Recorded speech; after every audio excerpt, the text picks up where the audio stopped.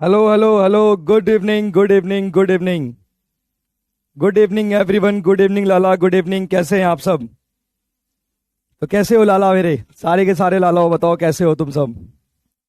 All good? सब बढ़िया? अच्छा है? All okay?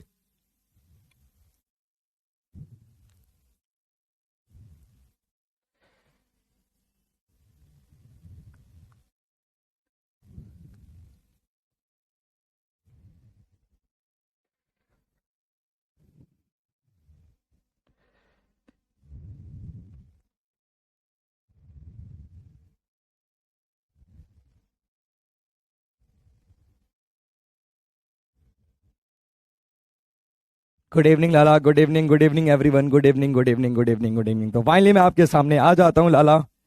तो सबसे पहले आप लोग बताओ यार, कल हमने इस चैप्टर को स्टार्ट किया था। आप लोगों ने चैप्टर को रिवाइज करा कि नहीं करा? मैंने आपको पहले दिन कह दिया था बेटा, देखो सबसे इंपॉर्टेंट जो बात है मैं आपको बता देना चाहता हूँ। अरे एक सेकेंड यार, चैट एक सेकेंड लाला।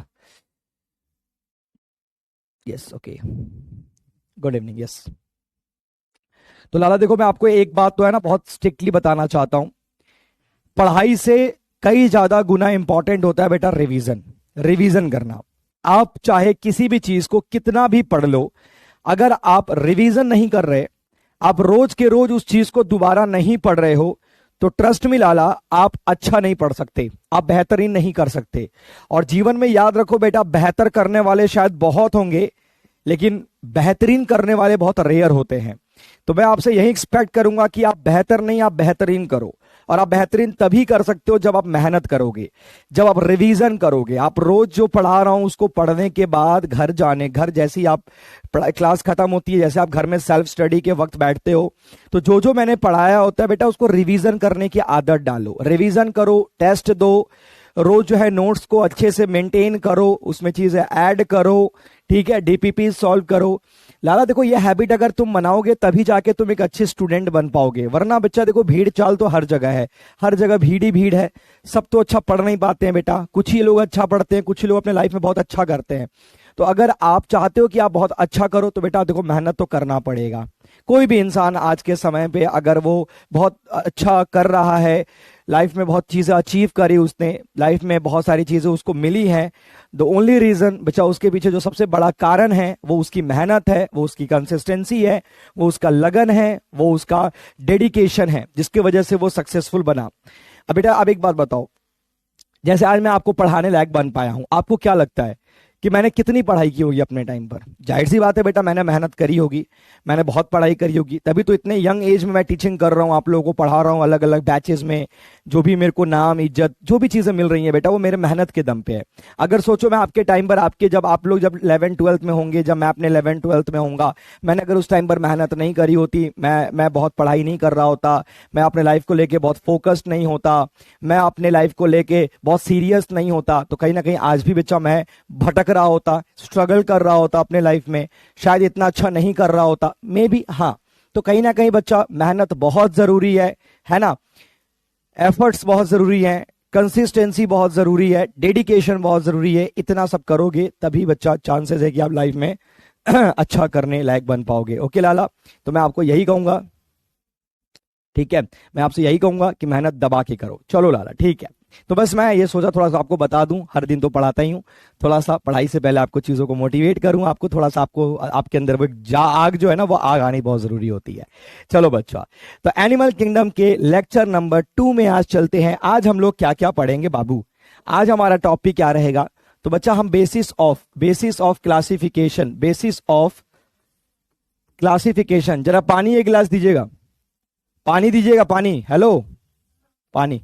तो बेसिस ऑफ क्लासिफिकेशंस में हम आगे बात करेंगे लाला। कल हम लोगों ने इस पर बहुत सारी बातें करी थी, तो आज हम इस पर और आगे बात करेंगे। आज हम फाइलम के ऊपर डिस्कशन करेंगे बच्चा लोग, फाइलम्स पे। तो आज हम कौन कौन से फाइलम के ऊपर डिस्कशन करेंगे, कौन कौन से फाइलम को आज हम डिस्कस करने वाले हैं, किन किन फाइलम्स पे आज हमारी बातचीत होगी। तो सबसे पहला फाइलम जिस पर आज हमारी बात होगी बच्चा, वो हमारा पॉरीफेरा होगा, ठीक है। आज हमारा सीलेंट्रेटा होगा, तो सीलेंट्रेटा, पॉरीफेरा, सीलेंट्रेटा, पॉरीफेरा और टीनोफोरा, इन 3 फाइलम्स पे आज हम बात करने वाले हैं। आज हम इन 3 फाइलम पे बात करेंगे, सिलेंट्रेटा, टिनोफोरा और पॉरीफेरा पे हमारे 3 फाइलम पे बात करेंगे और बेसिस ऑफ क्लासिफिकेशन में थोड़ा सा डिस्कशन को हम आगे बढ़ाएंगे और हम उम्मीद करेंगे कि आप लोग भी बहुत ध्यान से सुने और ध्यान से पढ़े इस चीजों को, ठीक है। कल हमने बच्चा आपको ये फाइलम्स के नाम याद करवाए थे, अगर आपको याद हो तो कल हम आपको इस फाइलम का नाम याद करवाए थे, है ना। हमने कहा था ये 10 के 10 फाइलम के नाम आपको याद होने चाहिए। एकदम एक सांस में बोलना है। एक सेकंड में आता हूं। यस, एक सांस में आपको बोलना है बच्चा, एक सांस में आपको बोलना है, ठीक है। एक सांस में आपको बोलना है एकदम सारे फाइलम्स के नेम। चलिए मेरे साथ बोलना स्टार्ट कीजिए, एक सांस में एकदम धड़ल्ले से स्पीड में। Porifera coelenterata, porifera coelenterata ctenophora, porifera coelenterata ctenophora, porifera coelenterata Ctenophora.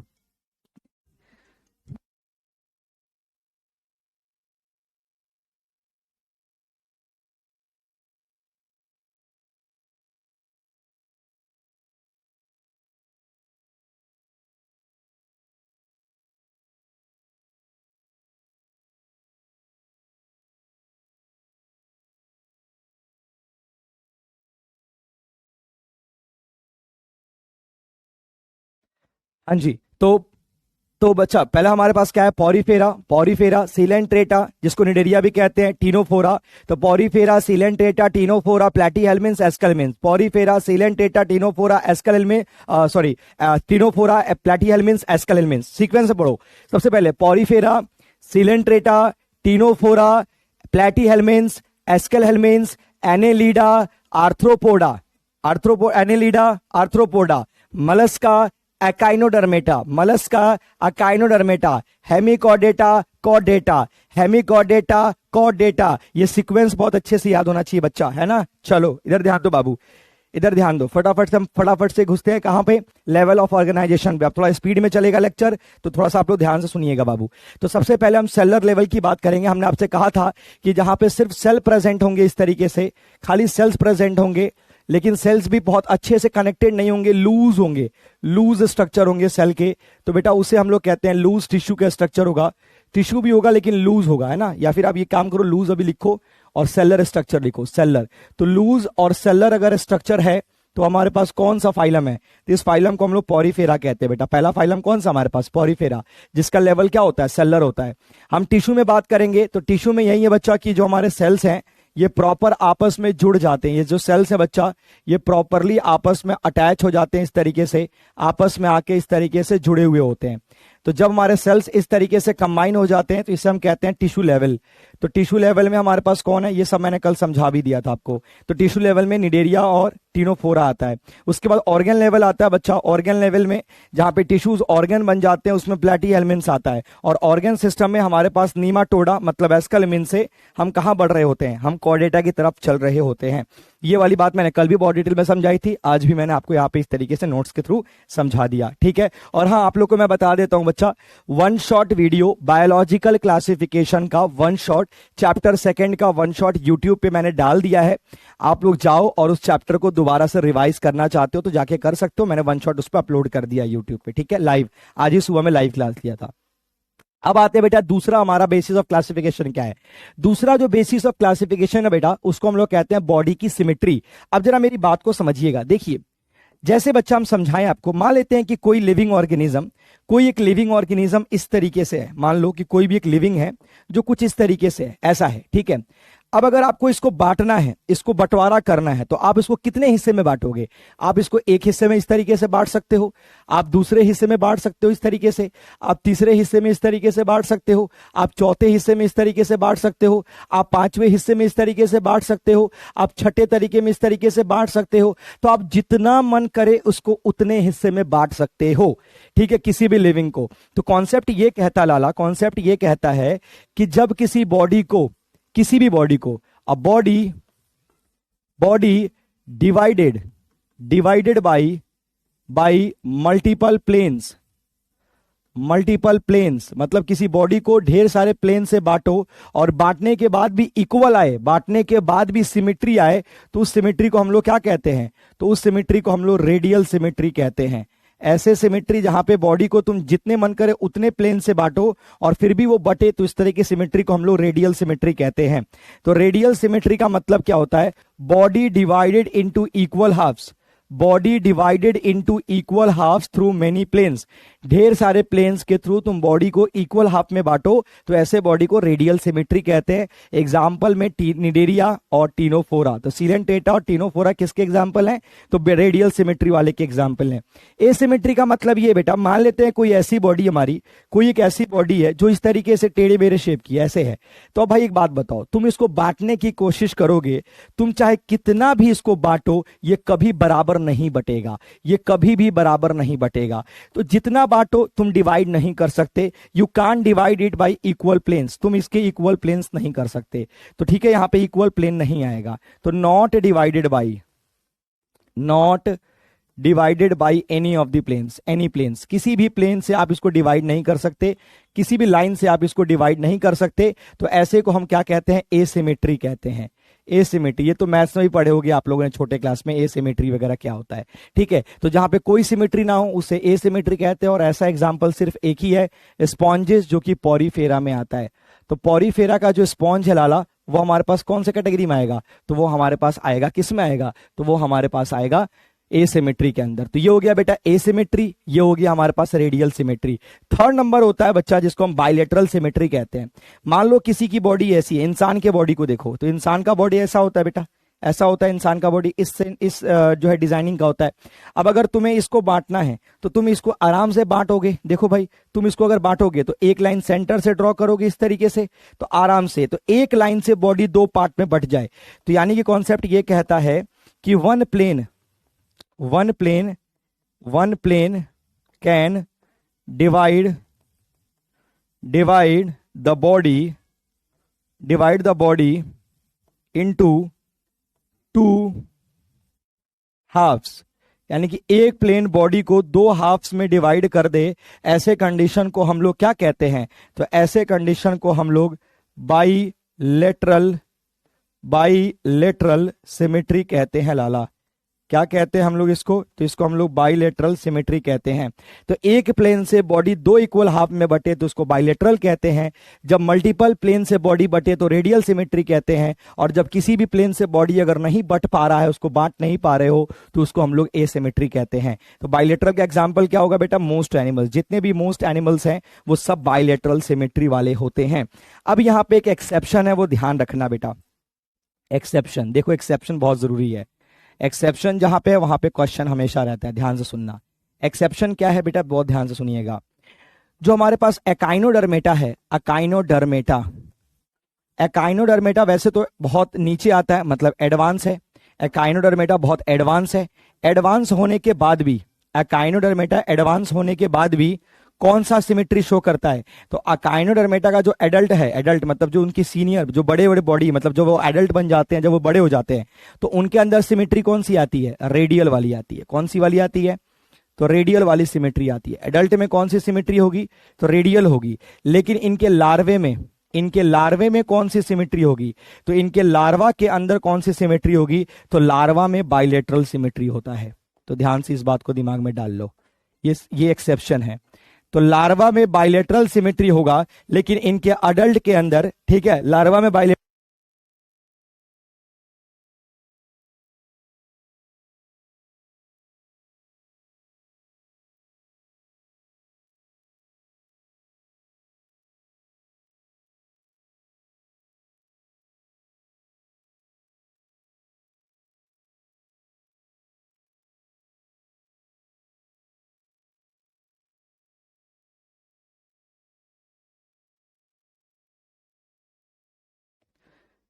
ठीक है, ये वाली बात समझ आई। तो बेटा हमारे पास एक्सेप्शन यही है कि एकाइनोडर्मेटा एडवांस होने के बाद भी, क्योंकि देखो बेटा बाइलेटरल सिमेट्री किस में पाया जाता है? एडवांस में पाया जाता है।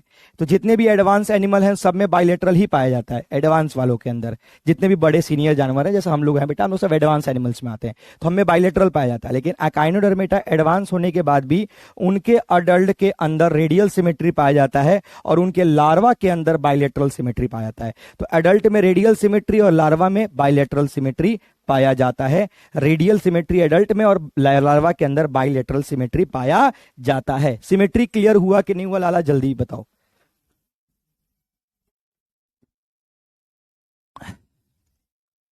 जूही कह रही है कि यमराज सर को ले गए।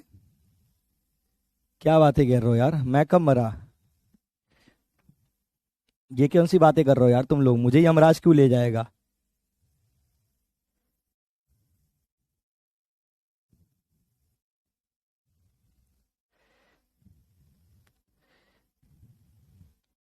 ये कैसी बातें करते हो यार तुम लोग?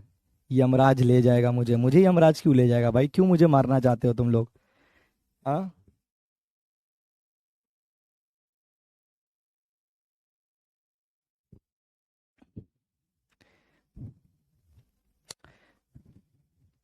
क्या चाहते हो भाई तुम लोग? यमराज ले जाए मुझे?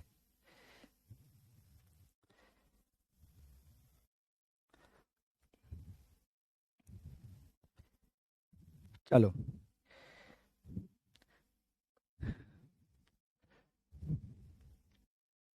अरे तो थोड़ी देर पढ़ा के चला गया था तो इसका क्या मतलब है यमराज ले जाएगा मुझे? पागल, कैसी बातें कर रहे हो यार? जीते जी तुम मुझे मार क्यों रहे हो? नहीं बेटा, कहीं यमराज नहीं ले गया था, इधर ही था मैं। चलो बेटा, लार्वा का मतलब देखो, एडल्ट का लार्वा का मतलब होता है बच्चा। अरे ओहो, लार्वा का माने होता है बच्चा। बच्चा, ठीक है, हिंदी में ले लेता हूँ। लार्वा का मतलब क्या होता है? बच्चा होता है। और एडल्ट का मतलब बड़ा होता है, ठीक है। तो लार्वा का मतलब बच्चा और एडल्ट का मतलब बड़ा होता है बेटा, है ना। एडल्ट का मतलब बड़ा और लार्वा का मतलब बच्चा, ठीक है।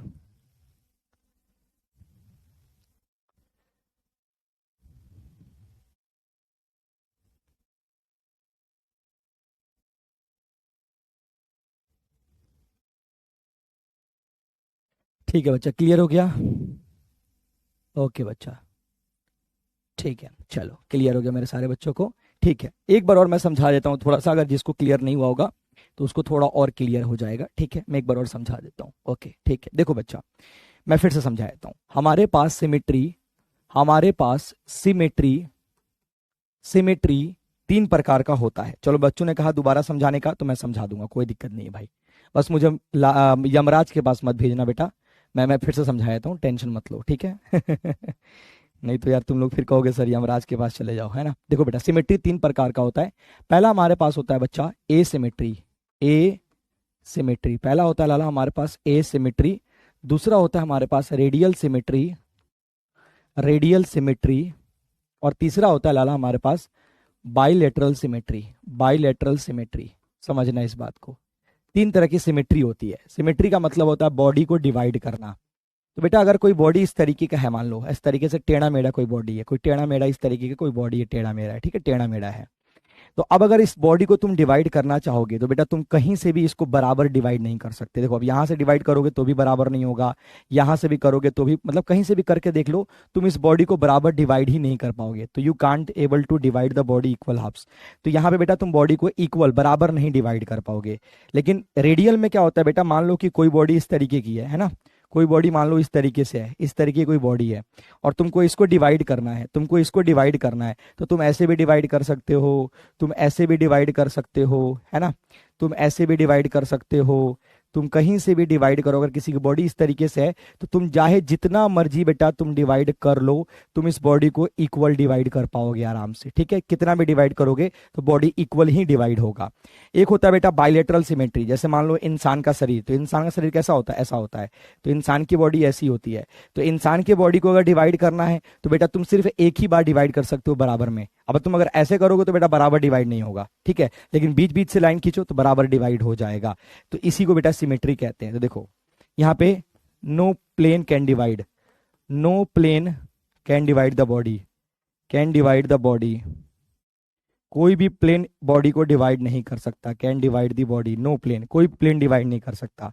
यहाँ क्या बेटा, multiple plane can divide the body. यहाँ पे ढेर सारे प्लेन बॉडी को डिवाइड कर सकते हैं। तो multiple plane can divide the body, यहाँ पे बॉडी को मल्टीपल प्लेन डिवाइड कर सकता है। Divide the body, can divide the body. और यहाँ पे only one plane, only one plane can divide the body. यहाँ सिर्फ एक ही प्लेन बॉडी को डिवाइड कर सकता है। तो only one plane can divide the body, तो जहां सिर्फ एक ही प्लेन बॉडी को डिवाइड कर सकता है तो उसे कहते हैं बेटा बाइलेटरल सिमेट्री की। ठीक है, अब एग्जाम्पल की बात करें बेटा तो एग्जाम्पल यहाँ पे देख लो आप, एसिमेट्री का एग्जाम्पल पॉरीफेरा होता है, रेडियल का निडेरिया टिनोफोरा, मतलब एग्जाम्पल भी लिख ही देता हूँ वरना तुमको वैसे एग्जाम्पल नहीं याद आएगा। तो देखो बेटा यहाँ पे जो एग्जाम्पल होगा वो पॉरीफेरा होगा। क्या एग्जाम्पल होगा? पॉरीफेरा। तो जो पहला वाला हमारा फाइलम है सबसे सिंपल वाला, वो सस्ता वाला होता है पॉरीफेरा। उसके बाद सीलेंट्रेटा, सीलेंट्रेटा, ठीक है, और टीनोफोरा, ये हमारे किसके एग्जाम्पल हो जाएंगे? तो रेडियल के एग्जाम्पल हो जाएंगे, रेडियल के, है ना। टीनोफोरा और सीलेंट्रेटा हमारे किसके एग्जाम्पल? रेडियल के एग्जाम्पल हो जाएंगे। और इसके बाद जितने भी हायर हैं, प्लेटी हेलमिन से लेके, प्लेटी हेलमिन से लेके जितने आगे तक जितने भी चलेंगे हमारे कॉर्डेटा तक, सब क्या हो जाएंगे हमारे? तो ये सब हमारे क्या हो जाएंगे लाला? तो ये सब हमारे क्या हो जाएंगे? तो बाइलेटरल सिमेट्रिकल हो जाएंगे, बाइलेटरल सिमेट्रिकल हो जाएगा। अब होता क्या बेटा, एक्सेप्शन मैंने ये लिखवाया तुम्हें, एक्सेप्शन में ये लिखवाया है कि हमारे पास, एक्सेप्शन में मैंने तुम्हें ये लिखवाया लाला, एक्सेप्शन में मैंने ये तुम्हें ये लिखवाया है कि जो हमारे पास एकाइनोडर्मेटा होता है, तो एकाइनोडर्मेटा बेटा ये तो एडवांस है, तो एडवांस होने के नाते एकाइनोडर्मेटा तो क्या होना चाहिए? बायलेटरल होना चाहिए। लेकिन एकाइनोडर्मेटा का जो एडल्ट होता है और जो लार्वा होता है, मतलब जो उसका बच्चा है, बच्चा इसका एडवांस है लेकिन इसका एडल्ट थोड़ा सा प्रिमिटिव हो जाएगा, सिंपल टाइप हो जाएगा। तो इसके एडल्ट के अंदर क्या पाया जाएगा? रेडियल। इसके एडल्ट के अंदर क्या पाया जाएगा? रेडियल। और इसके लार्वा में क्या पाया जाएगा? तो बाइलेटरल पाया जाएगा। तो यही वाला एक्सेप्शन तुम्हें याद रखना है बस। अब समझ आया कि नहीं आया लाला बताओ? अब तो यमराज के पास मत भेजना मेरे को, समझ आया कि नहीं आया? जल्दी बताओ बच्चा, समझ आया कि नहीं आया?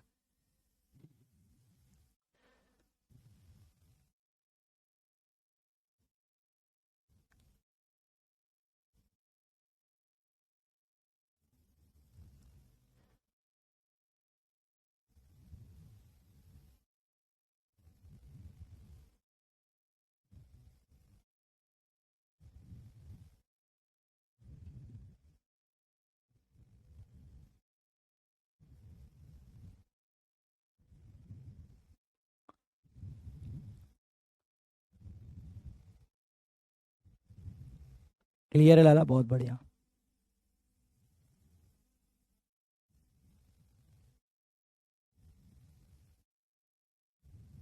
ओके डन बच्चा, डन। ओके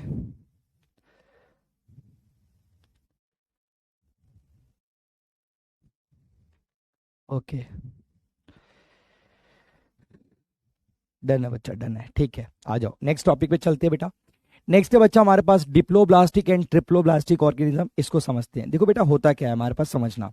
देखो, जब हमारे पास स्पर्म होता है, क्या होता है हमारे पास? स्पर्म होता है। आप लोग 10th में ह्यूमन रिप्रोडक्शन पढ़े हो, ध्यान से एक ही बार समझाऊंगा बेटा, ध्यान से सुनना। नहीं समझ में आएगा तो फिर तुम्हारी गलती है, इसका मतलब तुम बकवास कर रहे हो, तुम ध्यान से सुन नहीं रहे हो। ठीक है, तो इसका यही मतलब बेटा तुम बकवास कर रहे हो, तुम ध्यान से नहीं सुन रहे हो। तो इसके बाद बेटा मैं चैट ऑफ भी कर दूंगा। मैं देख रहा हूँ काफी बच्चे बेवजह की बातें कर रहे हैं।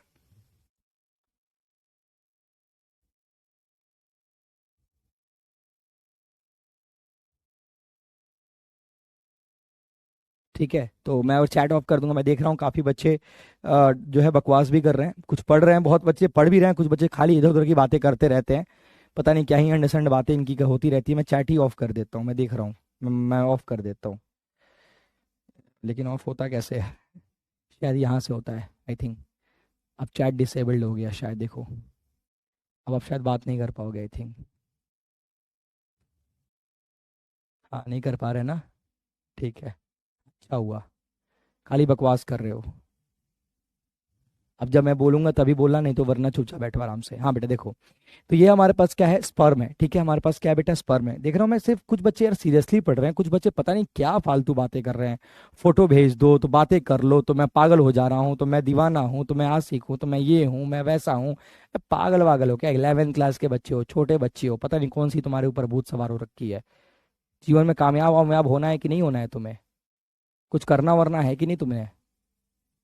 किसी लायक नहीं बचोगे लाला, तुम समझे? इस बात को दिमाग में रख लो, पढ़ाई पर ध्यान दो। सुनो बेटा, ये हमारे पास स्पर्म है। क्या है हमारे पास? स्पर्म है। ठीक है, ये हमारा स्पर्म है मान लो, है ना।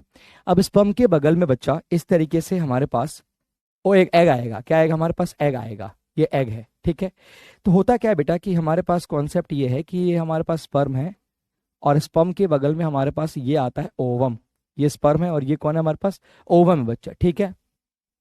जब स्पर्म और ओवम आपस में फ्यूज होंगे, तो फ्यूज होने के बाद जब ये दोनों आपस में फ्यूज होंगे, मतलब जब स्पर्म जाके ओवम से लगेगा, जब चिपक जाएगा, जब फर्टिलाइज हो जाएगा बेटा, यहाँ पे जब फर्टिलाइजेशन होता है, तो फर्टिलाइजेशन के बाद जाइगोट का फॉर्मेशन होता है। किस चीज का फॉर्मेशन होता है बच्चा, तो जाइगोट का फॉर्मेशन हो जाता है। तो इस स्ट्रक्चर को हम बोलते हैं जाइगोट।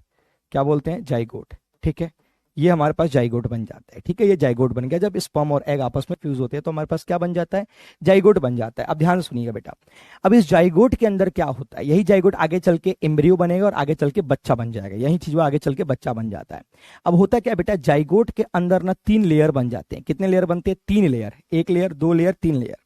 और तीनों लेयर में छोटे छोटे से सेल्स आ जाते हैं। यही वो सेल्स हैं बेटा जो आगे चल के बच्चा का हाथ, पैर, नाखून, बाल, ठीक है, जो भी बॉडी के अंग है, चमड़ा हो गया, मसल्स हो गया, बोन्स हो गया, जो भी चीज है बेटा, वो इसी जाइगोट के अंदर इस तरीके से जो सेल्स प्रेजेंट है, उन सेल्स के वजह से। मान लेते बेटा ये वाला सेल हार्ट बना देगा, ये वाला किडनी बना देगा, ये वाला लीवर बना देगा, ये बॉडी का हाथ बना देगा, ये पैर बना देगा। तो हर सेल कुछ ना कुछ बना देता है। तो इस तरीके से बेटा इस जाइगोट के अंदर 3 रीजन आ गया। एक वाला बेटा जो बीच वाला रीजन है, बीच वाले को हम कहते हैं मीजोडर्म। बीच वाले को हम क्या कहेंगे, मीजोडर्म कहेंगे। जो सेंटर में है उसे हम कहते हैं मीजोडर्म, मीजोडर्म। तो जो बाहर वाला है बेटा उसे हम कहेंगे एक्टोडर्म। जो बाहर है उसे क्या कहेंगे, एक्टोडर्म कहेंगे। और जो अंदर है उसे क्या कहेंगे, एंडोडर्म। तो 3 लेयर है, अंदर, बीच का और बाहर का। तो अंदर वाले को एंडोडर्म, बीच वाले को मीजोडर्म और अंदर वाले को बाहर वाले को एक्टोडर्म। तो बेटा अगर तीनों लेयर प्रेजेंट है किसी भी एनिमल्स के अंदर, देखो बेटा ये वाली कहानी तो सारे एनिमल में होगा ना, ये वाली कहानी तो सारे एनिमल में होगी। हर एनिमल आपस में फर्टिलाइजेशन करेगा और बच्चा बनाएगा, हर एनिमल ऐसा करता है। तो जिस एनिमल के अंदर तीनों प्रेजेंट हो, तीनों ही प्रेजेंट हो, तो वैसे एनिमल को हम लोग क्या कहते हैं, ट्रिप्लोब्लास्टिक एनिमल कहते हैं। जिसमें तीनों जर्म लेयर प्रेजेंट होता है उसे ट्रिप्लोब्लास्टिक कहते हैं। जिसमें तीनों जर्म लेयर प्रेजेंट होगा उसे हम लोग ट्रिप्लोब्लास्टिक कहेंगे। लेकिन जिसमें सिर्फ जिस एनिमल के जाइगोट में सिर्फ 2 ही प्रेजेंट हो, एक्टोडर्म प्रेजेंट हो और एंडोडर्म प्रेजेंट हो, यहाँ पे मीजोडर्म एब्सेंट हो, मीजोडर्म क्या हो, एब्सेंट हो, मीजोडर्म ना हो, मीजोडर्म एब्सेंट हो, खाली एक्टो और एंडो प्रेजेंट हो, मीजोडर्म एब्सेंट हो, तो सिर्फ 2 लेयर है। 2 के लिए हम लोग डिप्लो वर्ड यूज करते हैं। डिप्लो वर्ड का मतलब होता है 2 और ट्रिप्लो वर्ड का मतलब होता है 3, ठीक है।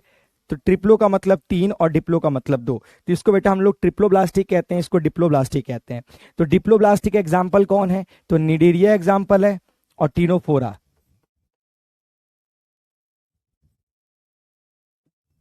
एक सेकंड बच्चा, एक सेकंड, लाइट चली गई है क्या।